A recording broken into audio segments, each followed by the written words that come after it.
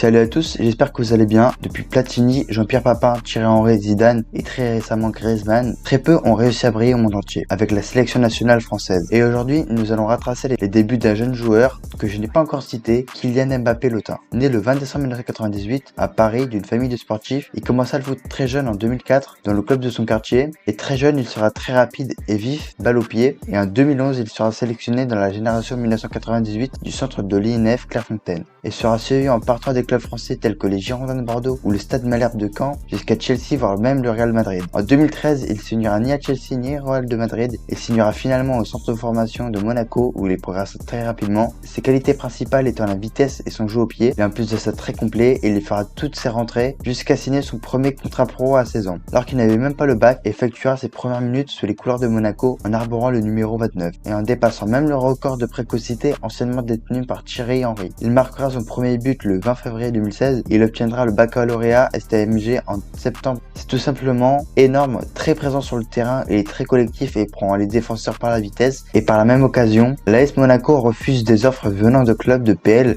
qui à ce moment pouvaient se l'offrir pour 40 millions d'euros mercato estival. Il brisera beaucoup de records la première saison. En plus de ça, il est évolué par tous les clubs de foot et rejoindra finalement le Paris Saint-Germain pour 180 millions d'euros. Tout simplement des chiffres qui dépassent l'entendement du football et devient l'un des transferts le plus cher de l'histoire. Il continuera son ascension et traumatisera sans aucune pitié tous les clubs jusqu'en été 2018 où il participera à sa première Coupe du Monde et à ce moment-là, footballistiquement, il va marcher sur toutes les rencontres et devient le cauchemar de tout défenseur. Rapide et finisseur, il a toutes les qualités pour briller et c'est ce qu'il fera. Il remportera donc la Coupe du Monde contre la Croatie de Modric qui d'ailleurs remportera cette année le Ballon d'Or à 32 ans. De retour en club, ça ne sera pas la même avec une équipe qui galère contre des petits clubs. Difficile de gagner une Ligue des Champions, mais il marquera beaucoup de buts en Ligue 1 sans aucune concurrence au classement des buteurs et même si le PSG ne brillera pas en Ligue des Champions, Mbappé si. En plus du fait que le 12 février 2019, il marque le deuxième but parisien face à Manchester United en huitième de finale aller de la Ligue des Champions, menant 2-0 en marquant ce but qui inscrit son 14e but en 24 matchs de Champions League et égale Zinedine Zidane qui a inscrit au cours de sa carrière 14 buts en 80 matchs. Alors certes, il est milieu de terrain, mais ça n'empêche pas le fait que c'est un tueur devant les buts.